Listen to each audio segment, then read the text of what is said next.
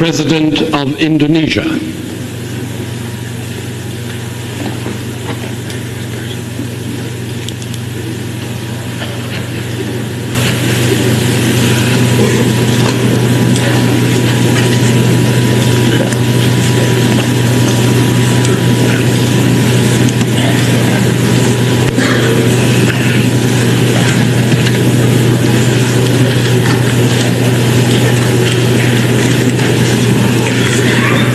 Mr. President, Your Excellencies, distinguished delegates and representatives,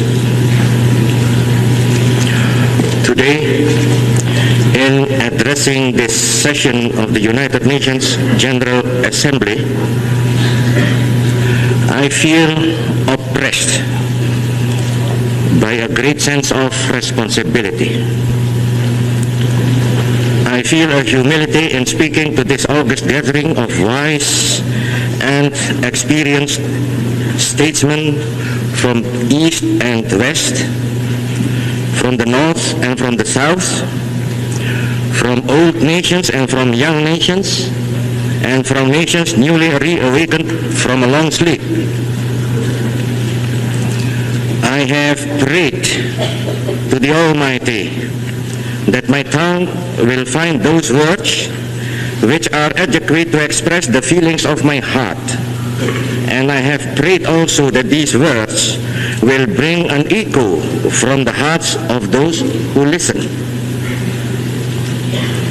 It is my great pleasure to congratulate the President upon his appointment to his high and constructive office. It is also my great pleasure, on behalf of my nation, to offer a most heartfelt welcome to the 16 new members of the United Nations. Now, today, I address the leaders of nations and the builders of nations. But, indirectly, I speak also to those you represent, to those who have sent you here, to those who have entrusted their future to your hands. I greatly desire that my words shall strike an echo also in those hearts, in the deep heart of humanity, in that great heart from which has been brought so many shouts of joy, so many cries of sorrow and despair, and so much love and laughter.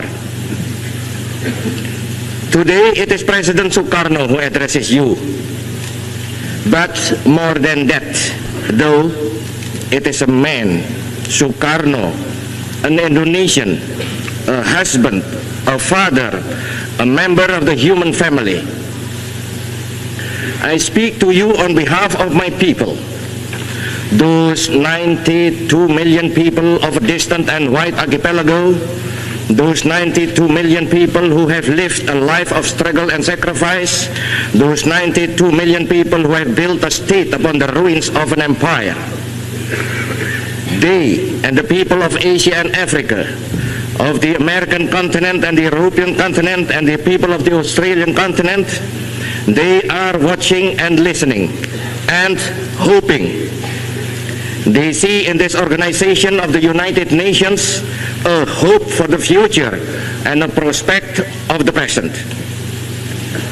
The decision to attend this session of the General Assembly was not an easy one for me to take. My own nation faces many problems, and time to solve those problems is always short. However, this is perhaps the most important assembly yet held, and all of us have a responsibility to the rest of the world as well as to our own nations. None of us can escape this responsibility, and surely none wish to. I am very sure that the leaders of the younger and the reborn nations can make a very positive contribution to the solution of the many problems facing this organization and the world at large. Indeed, I am confident that man may once again say, the new world is called to redress the balance of the old. It is clear today that all major problems of our world are interconnected. Colonialism is connected to security. Security is connected to the question of peace and disarmament. Disarmament is connected to the peaceful progress of the underdeveloped countries. Yes, all are connected and interconnected. If we succeed in finally solving one problem, then the way to the solution of all the others will be open. If we succeed in solving, for example, the problem of disarmament, then the necessary funds will be available to assist those nations which so urgently need assistance. 5 years ago, 29 nations of Asia and Africa sent their representatives to the Indonesian city of Bandung. 29 nations of Asia and Africa. Today, how many free peoples are there? I will not count them, but look around this chamber now. Then tell me whether I am right or not when I say that this is the time of the building of nations and the time of the emergence of nations. Yesterday, Asia, and that is a process not yet completed. Today, Africa, and that too is a process not yet completed. For 15 years now, the West has known peace, or at least the absence of war. Of course, there have been tensions.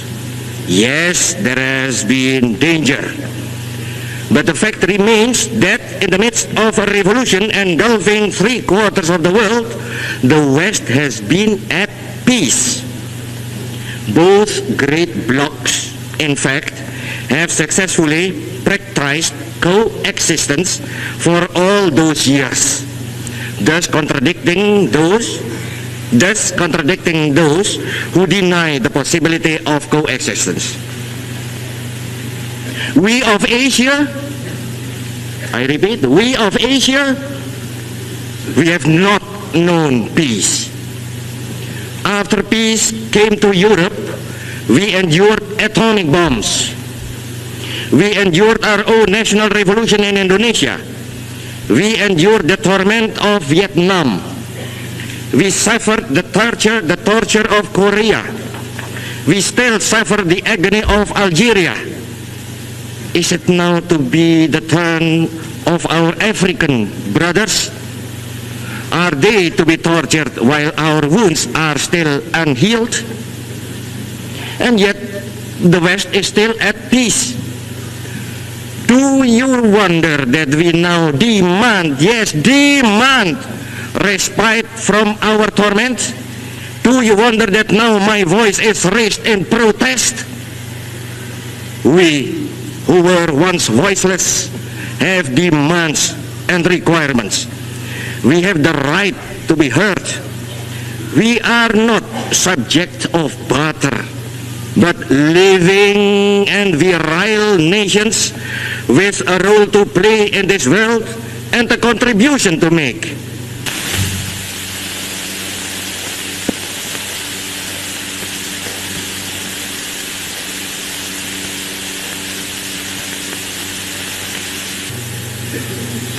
Imperialism is not yet dead. People sometimes say imperialism and colonialism is dead. No, imperialism is not yet dead. It is dying. Yes, the tide of history is washing over its battlements and undermining its foundations. Yes, the victory of independence and nationalism is certain. Still, and mark my words well, the dying imperialism is dangerous as the wounded tiger in a tropical jungle.